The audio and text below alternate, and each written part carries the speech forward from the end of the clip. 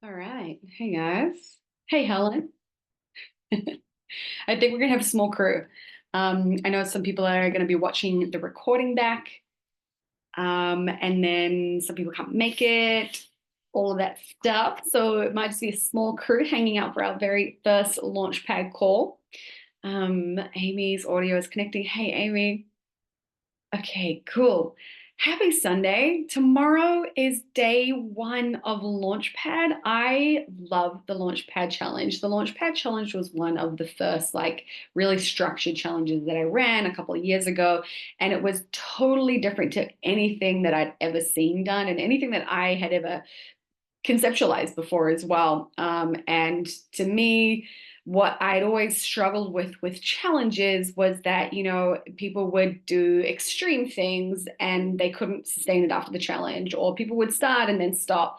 And so to me, I didn't necessarily want to create a challenge where people felt like they were failing. I wanted to create a challenge that would help actually get the outcome that I was looking for, which ironically is not the outcome of the objective goal, which for many of us might be weight loss or to have better energy or whatever the particular data point that you might be chasing. The outcome that I have for all of you is for your behavior to change. I want you to put in more action. I want you to go into each day having a pretty clear sort of goal for what you want to accomplish on that day. And I want you to try and carry that forward. And then the other part of the outcome that I want is that what I observe in a lot of people is we are often hovering around when life is lifing and we're just eating and doing nutrition to the best that we can, but we're not necessarily monitoring it or holding ourselves particularly accountable. We can often be, let's say, putting in a 5 out of 10 effort or eating food quality that's 5 out of 10. Some of it's home cooked. There's a few more takeouts in there. There's some more treats than normal and whatever. So it's very relaxed. And that might be, let's just throw out the number 5 out of 10. And so what I've noticed in the people that I work with is going from a 5 out of 10 and trying to get them to an 8 out of 10, which is 80%. That's what I'm looking for with regards to, hey, there's effort, there's definitely sacrifice, there's absolutely work, but there's a lot less rigidity than being perfect. So you can get a lot of really good progress with 8 out of 10, and there's definitely like effort that you're going to put in, and it brings in, hey, you've got to have a good system, you've got to put in like boundaries, you've got to have constraints. But you've got flexibility and you can enjoy life and you can be accidentally doing the takeouts that are spontaneous with friends on the Friday night, or you can go on a brekkie date with a mate, whatever it might be. So trying to find 80% is the goal, but going from 50% to 80% can be one, hard to figure out what does that 80% look like. Two, 80% relative to 50% feels like 100% potentially. 80% can feel like this is just so hard, it's overwhelming, like it's too difficult. I want to have more treats because I think 80% includes some, so I'm going to do more of that, but maybe that's not right. And so sometimes it can just lack a little bit of like, what does 80% look like? And so what I bring to you in this challenge is for this week is I want you to try and find 100%. However, with the strict rules that this is not what you will sustain. Okay, so that's the challenge. It's not that 100% is perfect and it's good. It's that 100% is going to set you up with a really nice launch pad, a great base, a little bit of a foundation for you to move forward and find 80% by relaxing a little bit. So you're going to go in, you're going to bring your A game, you're going to do your absolute best every day of this week, and you're going to have goals like not eating out. You're prepping all of your food at home. You're going to try and get those steps every day. Those basic things, those daily goals. We're going to do that for 7 days in a row. And then what happens is, for the most part, you're going to keep that going. Every day, you're going to try and show up with that A game, but there might be a meal out that you plan during the week and then another spontaneous one that happens. Or maybe you go, you know what, I've kind of got some chocolate cravings. I'm going to go and get like a Cadbury's chocolate bar or whatever it might be, right? So then we can relax from 100% to establish 80%. And that can feel like I've got systems, I've got boundaries, I've got daily goals, but I'm okay if I don't nail it every single day of the week. I know that I've got wriggle room. So some of you guys will be familiar. I love whiteboards. Love a whiteboard because I like to track and tick things off.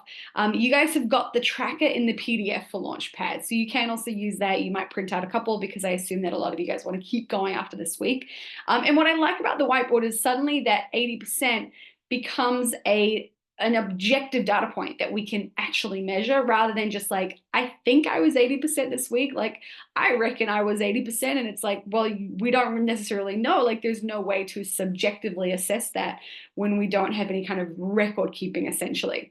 So, what the whiteboard does for those of you who enjoy tracking and after this week have enjoyed ticking things off is the whiteboard gives you a way to assess what is 80%. And so what you're looking at in a whiteboard, for example, if you've got 90 days written up on a whiteboard, that's 3 months or about 12 weeks, you would be looking at getting 72 ticks. 72 ticks. That's 80%. So what you know then is 90 minus 72, that's how many days you have of wiggle room where you don't have to be perfect and you can essentially mess up, or you can go and live your life, or you can go on holiday, or there's Christmas events coming up around the corner, right? So it's really nice to go into a big period of time knowing 80% is 72 ticks. So that means I've got like almost 2 weeks, 14, I believe it's 14 days, 14 days, maybe not quite, maybe more, where you can relax. And so if you do have a day that's a bit of a, oh, I kind of messed up, I went out to dinner and I ate more food than I planned, or I had dessert and it was delicious, but I probably shouldn't have done it.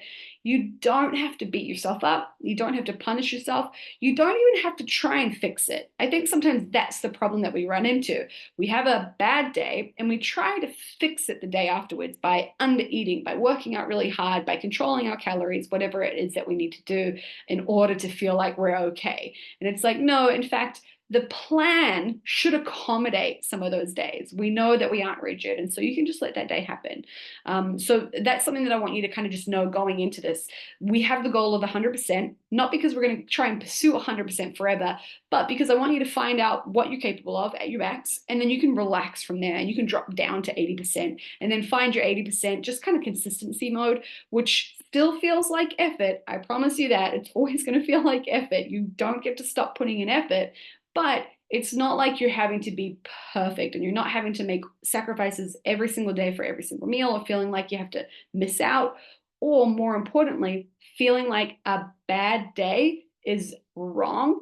You're not good for doing that. You've messed up. Something's been ruined. It's really important that we learn to not judge ourselves for bad days. So having a system where there's wiggle room built in is good. So you'll kind of notice that a lot of the stuff that we talk about on these 3 calls is more about that long-term mindset than it is necessarily about the 7 days that we've got. I want to kind of help you embody this idea of, I'm going to try my best and I'm going to put in maximum effort, but I'm not going to judge the outcome. If I'm not perfect because circumstances change or there was a challenge or there was something out of my control, I'm not going to judge myself. I'm not going to punish myself for it. I'm just going to try it again the next day. So that's kind of what we're bringing to the table here. And that's what you'll notice a lot of these calls kind of have in terms of their content. What I wanted to open up first of all is I wanted to, like, obviously you guys have got your hands on the PDF. You guys probably have, some of you I know have got your video, some of you are waiting on your video. That's cool. I've got some that I'm currently working on at the moment. So you'll get your targets. You should all have your targets either end of day today, like this evening, or tomorrow morning. So expect them in your inbox so that tomorrow you can kick them off if you've entered your baseline. If you haven't entered your baseline, if you're still tracking to establish your baseline, once you've thrown them into the form, then I will send them over to you. But what I wanted to open up, just begin with, is about the challenge or about what you're going to be doing with it. Do you guys have any just quick questions or anything where you're like, hey, this is a bit confusing, or like, I'm wondering about this thing, can I do this? Anything that like you guys are like, I've just been wondering about that thing. If you do, you can throw yourself off mute and literally just say it out into the atmosphere, into your microphone. If not, cool, we'll keep moving. Okay, we're happy days. Amazing. All right. I'll give you another chance at the end so that you can be like, hey, I'm really confused about this one thing. Anyway, let me share my screen. You're going to have to bear with me because I have got a really messy screen right now, but that's okay. Share desktop. All righty, let's bring it over to Canva where you guys are going to go and see this call. And then it's going to take about 15 years for me to actually get it into present mode. which is always a really fun part of these calls.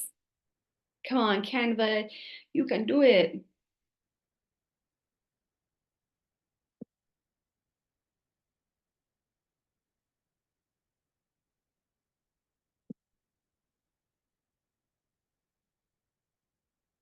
Almost, almost.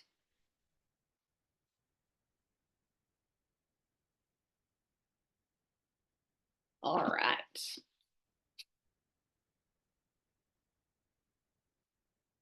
Okay.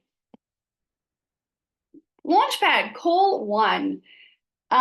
I love, love, love the phrase action manifests motivation. And I saw Julie Fouché post this. Julie Fouché is a bit of an old school CrossFit athlete. She's still in the community. She's still floating around. She's doing some cool stuff. She's a doctor. She just does all this stuff with CrossFit Health. But action manifests motivation is just a beautiful way of saying that motivation won't come first. You will have to take action in order to create the motivation that you are seeking. And so, what we have to do with our thinking is stop waiting for us to feel like doing something. And what that actually translates to is you will likely not feel like it, but you will have to do it in order to get to the point that you feel like it. And some of you guys might totally be on board with this and be like, yes, I take action. I know that makes me feel good after I take the action. And so then I keep taking the action. But for many of us, it can be something that exists within our food, within our training habits, but it can exist elsewhere as well. And this could be something like having a conversation with a colleague that you're not really looking forward to, or signing up for a course that you know that you should do, but you kind of don't want to right now, or you've got something going on in your relationship, or something's happening with kids, or it could be anything where we will put something off based on the discomfort that we feel around it, and therefore our feelings dictate our behavior.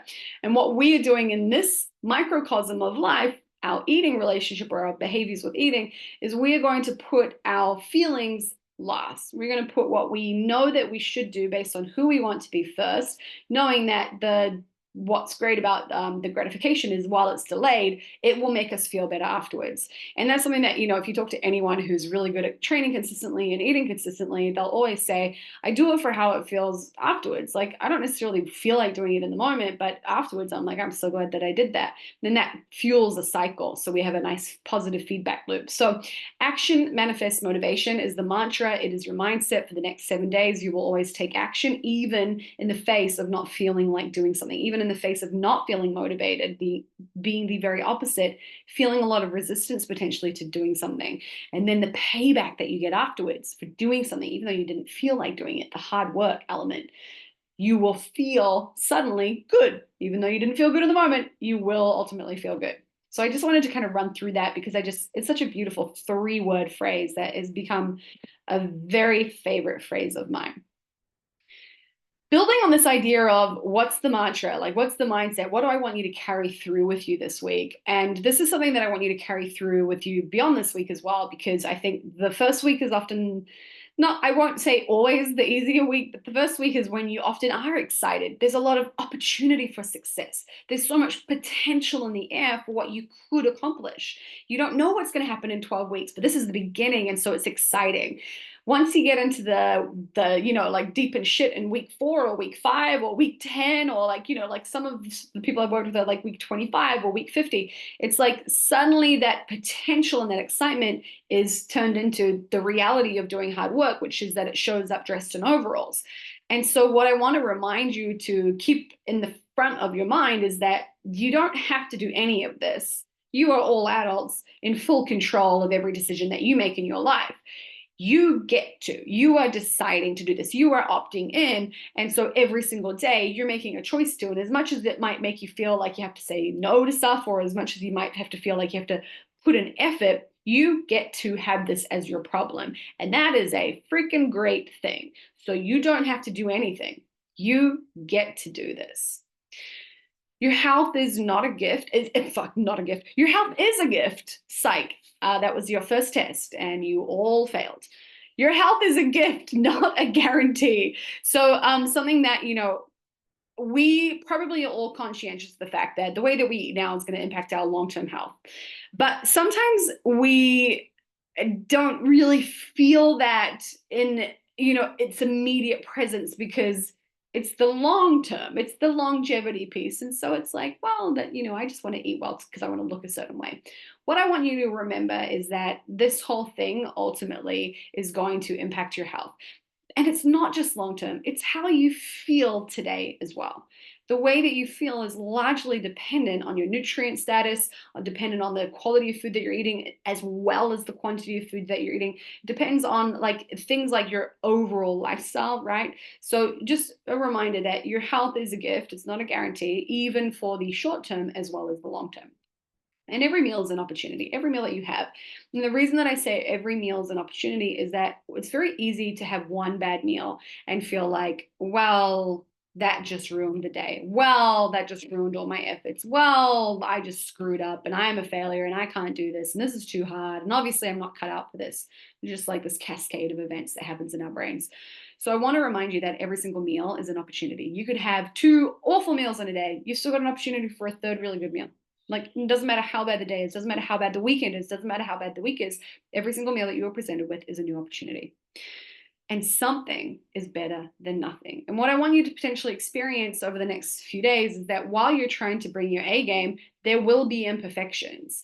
And so I need you to have this mindset of like, hey, even if I can't do everything, doing something is still a good thing. It's still worth my time. It's still worthwhile. I still want to pursue that.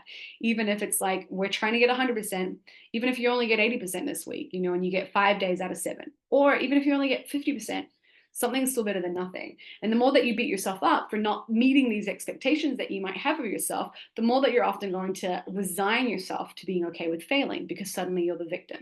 And so what I want you to remind yourself is that a small effort is significant if the circumstances are out of your control, if you've been faced with a particular challenge, if something spontaneous or impromptu happened and so you decided to roll with it. Just reminding yourself that we're all human is kind of maybe what I'm trying to get to here. That all or nothing, that mindset of like, I have to be amazing or else it's not worth it. That's going to be a barrier for many of us. And so getting past that and allowing ourselves to be imperfect is going to be the key to progress.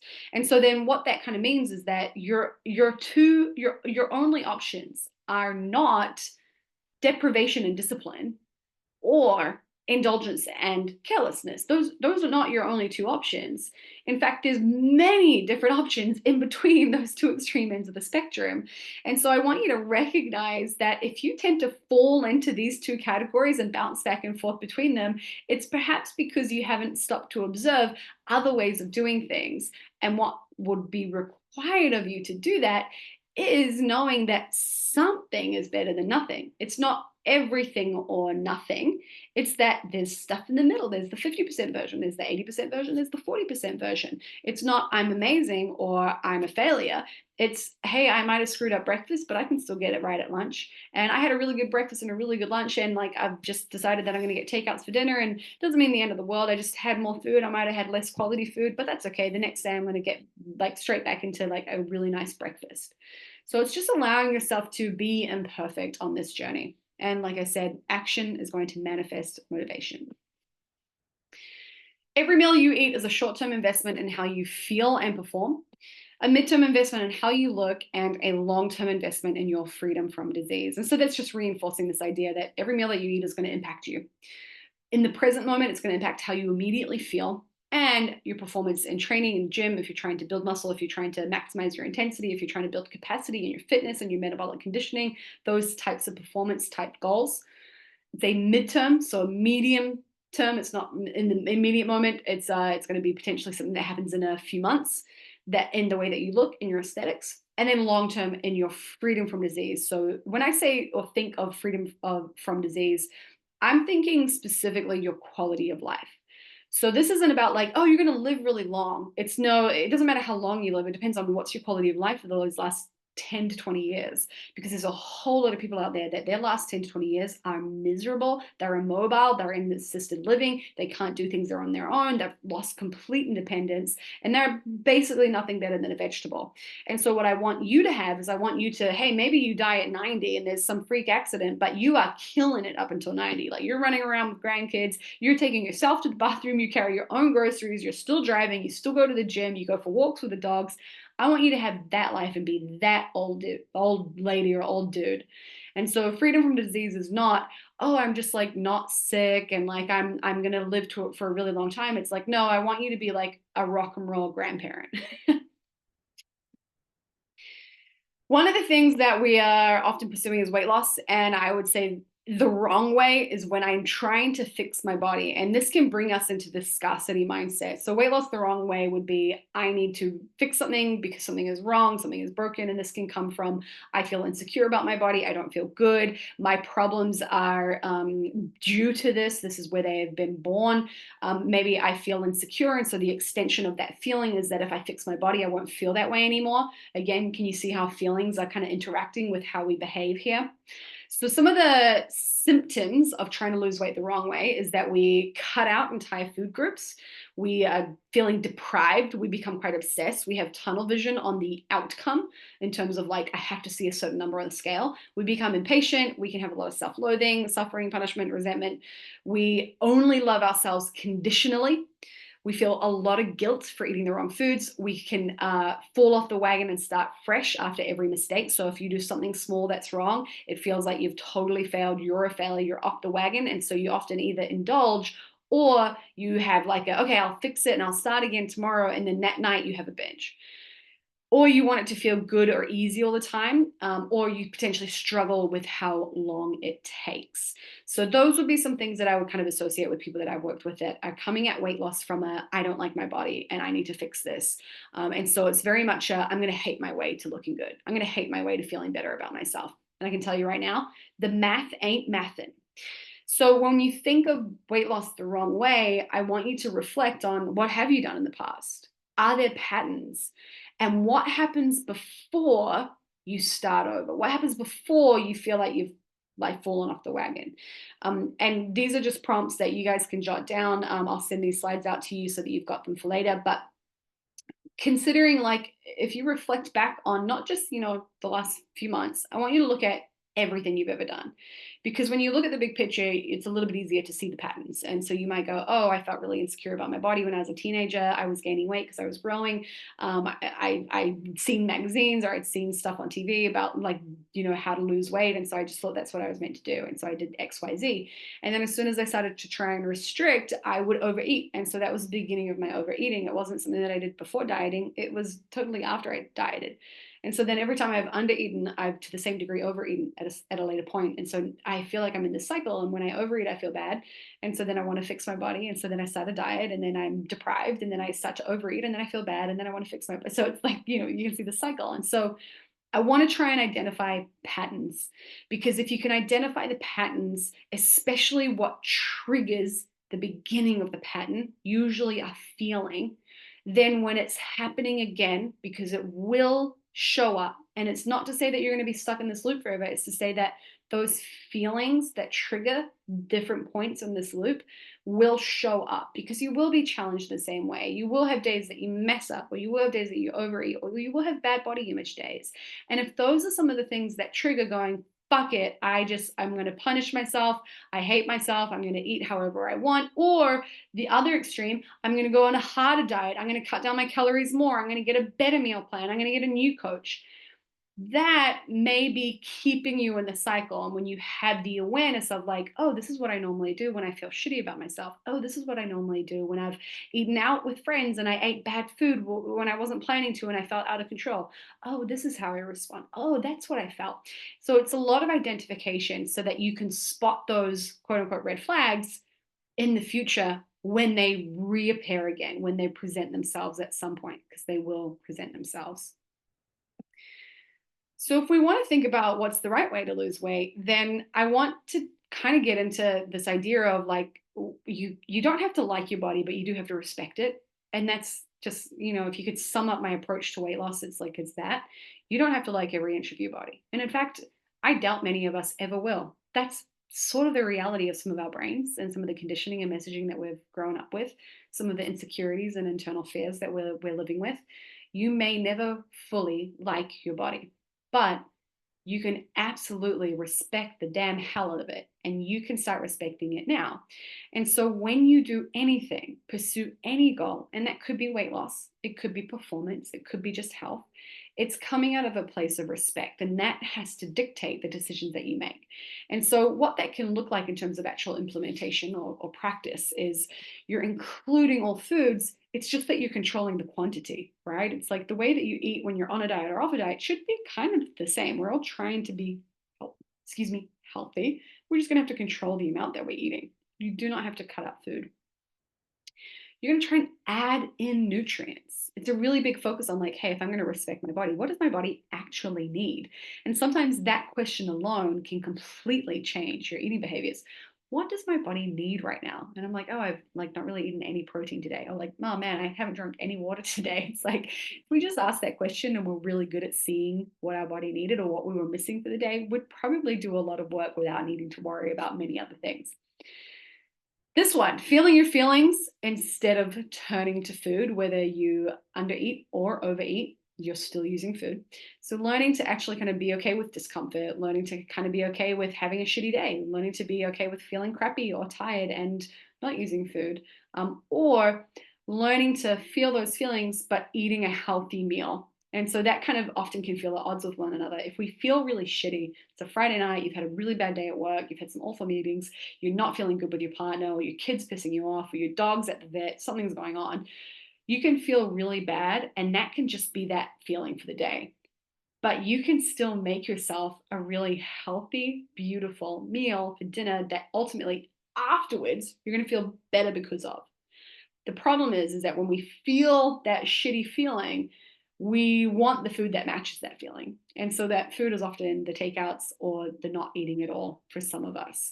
So one or the other is what it kind of tends to be. And so what I want to do is I want you to separate those two things out and be okay with like, I feel tired today. I feel angry today. I feel frustrated today. I feel hormonal today. I feel really sensitive today. It's one of my favorite words. If I'm feeling just like emotional, I'm a bit reactive. I often tell Greg, my fiance, I'm like, hey, I'm just like very sensitive right now. Everything is kind of annoying me. A true story, 2 days ago, I'm starting to get into the second half of my luteal phase, which is closer and closer to my period starting. And I was like, I'm feeling irritated with fucking everything. Can I list everything out to you? You don't have to action anything. I just need to say it out loud because it's driving me crazy. And I was like, the dishes are annoying me. The carpet's annoying me. The house needs to be vacuumed. I don't like doing the cooking. I really hate the fact that we haven't moved into our house properly. I really don't like the bed sheets that we've got. I really dislike it was like the list of the most ridiculous things ever. And it would be so easy for me to turn on him and be like, this is all your fault. But I was like, you know what? I'm just sensitive and I just need to list this out and say it. Anyway, that was one of my processes. One of the other things is you're good at embracing flexibility and you're okay with just letting things kind of land where they land sometimes. Obviously, we have healthy constraints and we have boundaries and we have systems, but you're okay with being flexible. Like I said, we've got a system that incorporates wiggle room. You focus on one day at a time. You don't have a timeline. There's no deadline. We're doing this for life. Like literally, food is forever. Now, you might have, I want to lose X amount of weight in X amount of time. I generally tell people don't have those goals. Have a direction, and you might go like, I know I've asked you, hey, if you had an ideal amount of weight to lose, just to give me an indication of like kind of what we're dealing with. But in terms of a timeline, arbitrary deadlines, arbitrary weight loss goals often set you up with expectations that will not match your reality. And I say often, what I mean is every time someone has an arbitrary date and an arbitrary timeline, it will be really hard to meet. The only times I've seen people actually do it is usually for their wedding. They lose a whole lot of weight. They put a shit ton of effort because they want to get the wedding photos. And then every single time you see the new wife, 2 months later, and they have regained the weight. Especially because they go into a honeymoon, and it's like I feel like that's one of my most frustrating deadlines. I understand it though. I totally understand it and empathize it. But yes, always looking at context and dose. So in terms of context and dose, When you think of food and you think about trying to assess whether it is good or bad, we're trying to judge whether we should do something or we shouldn't do something, or whether what we've done was the right or wrong thing to do. Being a judge is not a bad thing. It's how we've figured out how to live in the world that we live in. But we tend to not think about more nuanced reasons that something could be good, when in other circumstances it could actually be bad, and vice versa. So if you bring in context and dose, that can totally change the way that you would assess a food or assess a decision that you've made. So for example, someone who, one of my clients, she had tracked for, I believe it was something like 2050 days in a row, and she'd never broken her streak. Now, for her, the best thing that we could do was stop tracking. And it's been a game changer for her. Now, for someone who's never tracked, tracking could be a game changer for them. But two totally different people, totally different contexts, same thing. One person would be like, tracking is terrible. No one should track. And another person would be like, tracking is the best. Everybody should track. But it's not. It's not about tracking. Tracking is neutral. It's the context that matters. In terms of dose, same thing. Someone might be eating out of there, let's say they have 3 meals a day, 7 days a week, 21 meals a week. Out of their 21 meals, 1 meal every Saturday night. And this is what happened to my games athlete. Every night on Saturday, she'd get pizza. Every single Saturday night. And she loved that pizza and she'd go all in. All of her other meals were amazing. Now imagine telling her, hey, like pizza's no good. You shouldn't eat pizza. There's a whole lot of bread, cheese, high calories. It's not doing anything for you. Don't have pizza. There's no protein. Like, what are you doing? But the person who's eating pizza every night, they're having it, let's say, Thursday night, Friday night, Saturday night, that person, it's like, that would be the perfect thing. I'll be like, hey, dude, like you're missing out on opportunities to get nutrients. Your protein's really low 4 days out of the week. You're eating a ton of carbohydrates. It's pushing you way over on your calories. So you're not on a deficit anymore. You're, if maintenance or above, like you're probably in a surplus. So like you need to get rid of the pizza. But for my games athlete, I'm like, bang on, nailing it, enjoy. Like that's perfect balance. Like that's awesome. I'm almost like, you're almost too perfect still. I'm almost like, do you feel like chocolate or something? Can you get a little more balance in there, please? Knowing that there is no wagon to fall off. So big breakthrough for people is when they go, oh, I can't wipe the slate clean. That's a concept. That's what Gen Zers would be like. It's Delulu. You cannot wipe the slate clean. You do not fall on and off the wagon. You don't start or stop. There's no on or off. You're just going. Time is running. That's what we're working with. We're working with time, and it is constantly running. There is no wiping the slate clean. There's no starting over. You are just going to keep going. And so get rid of that kind of, I want to say concept, that construct in your mind of this idea of I can start and stop. That's not the case. In fact, it's impossible unless you can stop time. You are constantly going. And the interesting thing about food specifically is we are constantly having to eat. We cannot abstain from food, unlike things like alcohol or cigarettes, where people can quit them in order to break bad habits. With food, we can't do that. You have to eat. There is no getting on and off the wagon based on good or bad behavior that you've assessed subjectively. So learning to accept that whatever happens has happened, and you can learn from it and move forward with that information rather than blame yourself, feel like you need to punish yourself or fix something, or write the weekend off, or whatever your response of that pattern that you've had in the past is. And then in terms of timeline, not being in a hurry and just focusing on the habits. So focusing on the day-to-day process rather than the ultimate outcome. The outcome sets the direction, but the actual focus is on the day-to-day habits. So in terms of the questions, it's what do you want to do from now on? What is the thing that you know that you need to focus on? And that could be, hey, I want to focus on the day-to-day things. I want to make that the most important thing that I worry about. That's top of my list. It's the action that's going to make me feel good. It's the process-oriented thinking.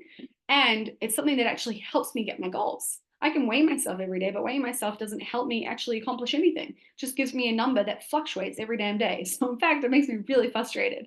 So focusing on something that you can do that's actionable can bring you into the present moment rather than stressing about it, becoming anxious or becoming mad or whatever the feeling is. That is a significant change in your mindset when you're going through this process, especially when you think about food being a forever thing, right? It's like, do you want to be constantly frustrated? It's like driving somewhere in traffic when you're late. Constantly just worst drivers are on that road in that moment. There's always traffic. You're just like, how is the traffic? It's like midday. Why are you guys not at work kind of thing? And you're like, why am I getting so frustrated? It's because you've got a timeline and you're running late, so you're frustrated. If you were driving at exactly the same time with exactly the same drivers around you, but you weren't late and there was no arbitrary deadline, you would be relaxed. It wouldn't matter, right? You'd have nowhere to be. It's like on a Sunday, you can drive around and there's one person that's mad in traffic and you're like, oh man, that's so stressed out. What's wrong with them? God, people are grumpy. It's like 3 days ago, that was you. So I want you to think about being that person who's just relaxed when you're driving. There's no timeline. You're just going to focus on the day-to-day habits that are going to point you in the right direction. You're looking out for your red flags. So what's the pattern that you know that you've been in before that you are going to do something different to this time? And then how can you forgive yourself? A lot of the time for forgiving ourselves is the key to overcoming the failures that we feel that we can identify with, right? So just knowing that, hey, if your pattern is I make a mistake and then I throw it all away eventually, or it's a slippery slope and then I spiral and I can't be consistent, it means that you're probably going to still make mistakes. Like that's kind of the only guarantee with pursuing a goal. There's going to be expectations and then there's going to be shit that gets in the way of what you would like to accomplish. And so we have to have a certain degree of tolerance for that. And that looks like going, okay, I fucked up, but I'm going to keep trying. Literally, that's what it is. It's like, it sounds so simple. In reality, it's very difficult to achieve because we want to feel good, feel like we're right, feel like we're not wrong. If we feel like we're wrong, it feels like, it brings and introduces the feelings that are in conflict with what we think we should feel. So just know, hey, something's going to pop up. You're going to feel like you fucked up. And I need you to be really quick to forgive yourself and just keep going. And that's going to be the thing that will help move you away from patterns that you've been in the past. So for some people who skip eating a meal can be this incredible, like, mind-opening experience of like, oh, I don't have to starve myself to make up for something. That was a construct that I had where I thought I was fixing it, but I was just perpetuating this problem, this cycle that I've been in. So I now eat, and this is something that was true for me. I would overeat on a night before or a day before. The next day I'd be like, okay, no, it's cool. I've got it. I'm relaxed. I'm good. I'm just gonna eat less today. And I'm not that hungry. I'll skip breakfast. I'll just try not to eat for as long as I can. Maybe I'll fast today. There would be days where I would attempt to fast, and I can tell you it failed miserably, fucking 9 times out of 10. And if it didn't fail that day, it would fail the next day. So those might be patterns and ways that you can quickly forgive yourself to move forward. And then I want you to focus on finding the wins. We are very good at criticizing ourselves. I think we can all talk about our problems, the ways that we are not very good at things, the shit that's gone wrong. But if I were to say, hey, what are you good at when it comes to food? You'd be like, what are you good at when it comes to your job? What are you good at when it comes to training? What are you good at when it comes to your relationship? We're not often not to say that we're not good, but we're not practiced at saying something that's positive about ourselves. And this can, the biggest, like, big flashing lights for someone who's a really, really critical person of themselves is someone who can't accept compliments. So one of the things that I challenge you to do over the next week and over the next, let's say for the forever, is learn to be gracious with compliments and accept them and be willing to accept someone else's truth about you, because the reason that we decline compliments is because to us it's not true, and so we believe that it's objectively not true, even though to the person who's given us that compliment, that's very true to them, and that's why they're giving it to us. It's their truth, but we just decline it, we deny it because it's not aligned with our truth. It's not objectively true to us, but it's actually subjective truth that we're arguing with. So the challenge is, can you compliment yourself? The urge to criticize ourselves is just as strong as the urge to not train, or the urge to eat unhealthy food, or the urge to punish ourselves by not eating, or the urge to go and get takeouts, or the urge to whatever it might be. We love to beat ourselves up, and it keeps us in this position where we're constantly paying the price for fucking up. If we feel like we fucked up, we've criticized ourselves, and then we have to do something about it to fix it. And so you just end up in that cycle where you can't forgive yourself for things. And oftentimes that I can't forgive myself for who I think I am is this perpetual problem that we will face. So I want you to learn to forgive yourself for trying to be who you want to be, but not quite always getting there, and that being okay because you're pursuing it and the effort is incredibly admirable and you should always put in that effort, but you don't judge yourself on the outcome. You judge yourself on the effort. Two things that you will do from now on: celebrate what you do instead of what you don't do, and forgive yourself when you make mistakes.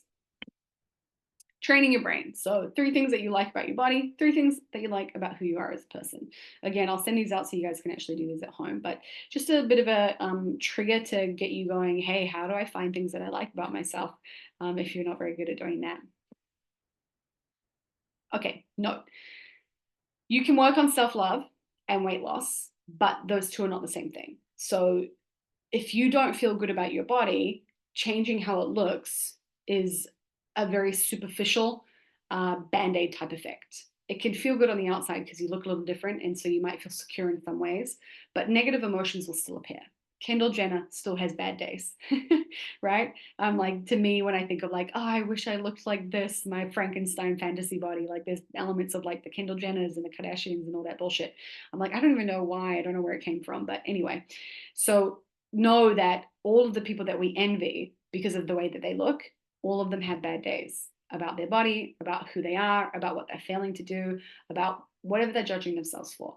So just ensure that you know that whatever you do with your body is not addressing underlying things that are going on. And so part of the practice of being quick to forgive and ensuring that you do this out of a place of respect is because the feelings that we have are not going to go anywhere. And so I need you to be prepared for them to come up at times throughout our lives, and know that we're just going to expect them. And that's kind of a bit of the human existence, is the human condition, that we have a brain that's hardwired to like search for threats and bad things to protect us, which was super effective for millennia.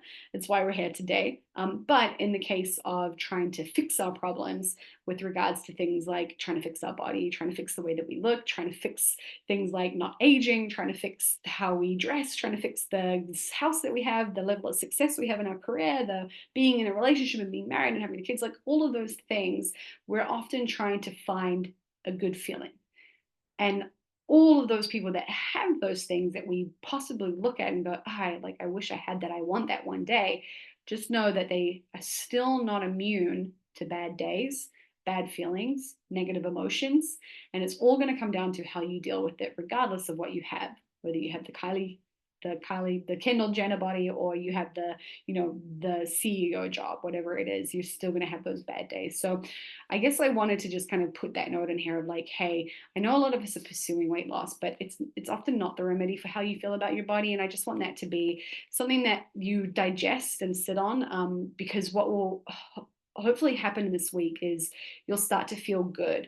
And I want you to attach that good feeling to the behavior and the action that you're taking rather than the results, because like I've said, 7 days will not get you results. You might be weighing yourself. You might see the scales go down. I can tell you right now, within 7 days, that is not weight loss. That is water weight dropping, because you are probably being a little bit more disciplined with your food, the quality of it, the intake in terms of the quantity. And so that's going to change your water levels in your body. That's not fat loss. So don't get excited when you step on the scales, you're not seeing results. However, if you're feeling really good and your body feels good and you're a bit more energetic and you're proud of the effort that you're putting in, attach the good feeling to the behavior of I'm doing hard stuff, and man, I feel like really rewarded for it. I cooked when I really felt like getting takeout last night, and man, like I feel really proud of myself. And then I pushed a little bit harder in my workout today because I was like, you know what, I'm gonna bring my freaking A game. Kate said bring your A game, so I'm gonna bring my freaking A game. Whatever it is, I want you to recognize that the reason that you feel good is because of the effort that you are putting in to show up fully. And that is what will always work to make you feel good, regardless of what your body looks like. Boom. I'm going to finish on that. This is the commitment. It's in the PDF. I wanted to read it out just to remind us all what the commitment is. I'm choosing to make hard choices. I know that I will only be happy when I do the thing that I know I should do, usually the hard thing. I'm deliberately pushing myself to be the best version of me. I get one life, and I'll add one body, and I will not waste it. I was given this life because I am strong enough to live it. I seek out challenge. I thrive under pressure. I grow from adversity. I know that only in doing hard things will I be able to reach my true potential. I trust that the hard work will pay off. I need my health to support me through all phases of this life. I want to invest in myself. I know that I am better when I take care of myself first. I don't want to miss opportunities to do right by my health. I'm letting go of whatever I've done before. I'm letting go of what I've looked like before. I'm letting go of the past. I don't need to be perfect. I want to be present. I'm ready to be brave. I am going to fucking do this. Action manifests motivation. I own my decisions. I take full accountability. I am done waiting for motivation. I am done waiting for the right environment. I am done with shame for not being perfect. I am only interested in taking action. I am only interested in progress. I am only interested in effort. This is a catalyst. This is just the beginning. Let's fucking go. All right. That's the commitment for this week. I see some of you guys smiling. Helen, thanks for that grin. That makes me feel good. Get a little hyped up, get a little pumped for the next 7 days. It's going to be good. So on that note, 7 days coming up. I'm going to open up the floor one more time. Any questions or concerns or any thoughts, anything that you guys have got, this is your chance to throw it out there. Go ahead, Helen. I'll go first. You talk about weekly averages with weight and calories. So even after this week, like I've never done a weekly average in the work I've done before. So it's just sort of been a daily thing. So does that involve just still weighing in every day and still tracking your calories every day and then looking at your overall weekly divide by 7? Exactly. Yeah. Yeah. Yep. So in MyFitnessPal, do you track with MyFitnessPal? Yeah. Okay, cool. So when you're in MyFitnessPal, and you'll have to just forgive me because mine is empty. When you're in your like log food page, or is that going to be? I can't see it. I'll go into mine. Okay, so when you're in your main log food, is it log food? Yeah. Yeah. Okay, when you click on the nutrients remaining at the top, what you'll see is there's calories, nutrients, and macros. Yep. And when you hit the calories button, you'll see that the next menu it's got day view. You can drop down that menu and put week view for the last 7 days. And then that will give you your calories for the last week or whatever period of time that you want. Yep. If you use Chronometer, and I'll just give this for anyone who's watching this back and use Chronometer, it's all under the reports. So Chronometer in the main page, let me just load this app. When you're on your discover your first dashboard, at the top dashboard, it says charts and then it says report. When you open up report, you can see your daily average for calories consumed. One benefit here is that you can see your weight as well when you look at your charts. So you can, do your average weight. Oh, actually, you know what? I should take that back and just be careful that I don't say anything that's not true. You know what? I don't know if it will do average weight. So yeah, for weight, if you weigh yourself, you don't necessarily have to weigh yourself every day, Helen. I tend to encourage people to do it a couple times a week whenever they feel like they want to. It's one of those things where if you're going to be doing this for a long time, you don't have to be hopping on the scales every day. So once a week is fine. Twice a week might get a little bit more accurate. 3 times a week is typically what I say. People max out at 3 times a week. Yeah. And then you'll go 3 plus them all together, divide it by 3 to get your average. If you weigh yourself daily and it has no register up in your brain and you don't worry about it, cool. You'll do add up 7 divided by 7 and you'll get your average. Okay, thank you. Yeah, all good. And then add your tape measurements in there. Tape measurements, you don't necessarily need to do an average. Yep. Awesome. Keisha, Joe, Amy, let me know if you guys have questions. We have our next call tomorrow night. It's 7:30, so it's an hour, 6:30, I should say. An hour later. Let me double check that time. No, 7 o'clock. Okay. 7 o'clock tomorrow. 7 o'clock tomorrow, and then 7 o'clock on Thursday. So tomorrow will be another jump in, and what will be nice is you guys will have a day under your belt. So if you hop on and you're like, hey, this is what happened today, this is what I struggled with, or if you're using your new targets and you're like, oh my God, Kate, these are horrible, you could be like, dude, please help me. And I can jump in and give you some feedback. Thursday, we'll do another check-in, and please do your best to be there for Thursday, because we can talk about what's coming up for the weekend. And being that that will be the final group call, we'll also talk a little bit about what you're going to do after the challenge. So if you can't be here for all the calls, try and prioritize the Thursday call, because that will be kind of our finisher, a little like, hey, you're about to go into the weekend, and then you've got your week 2, which will be when you step out and you continue this on your own. Otherwise, happy Sunday. Go and enjoy day 1. I'm super excited. I know you guys are going to feel really good because of the work that you're putting in. And I already feel proud of you. So the last thing I will finish on is, whatever you guys need help with, just know that I already feel proud of you, and I'm super excited about what you guys are going to accomplish. And there is nothing that you can do wrong. So if you have something that goes wrong and you want to talk to me, but you feel worried about sharing it, you feel embarrassed, you feel a bit vulnerable, or like there's some shame around it for you, just know I will never, ever, ever, ever, ever, ever, ever, ever, ever judge you. And in fact, you're probably going to judge yourself harder. And there's probably a whole lot of things that you're thinking that only you would ever think. So if there's anything you need help with, please come and share it with me. You can either message me or we can talk about it on these calls. Otherwise, let's go. Have fun tomorrow, team, and I will chat to you tomorrow night. All right, good night. See you guys. Thank you. Thanks, Kate. Thanks, Keisha. Thanks, Helen. Thanks, Amy. See you, Joe.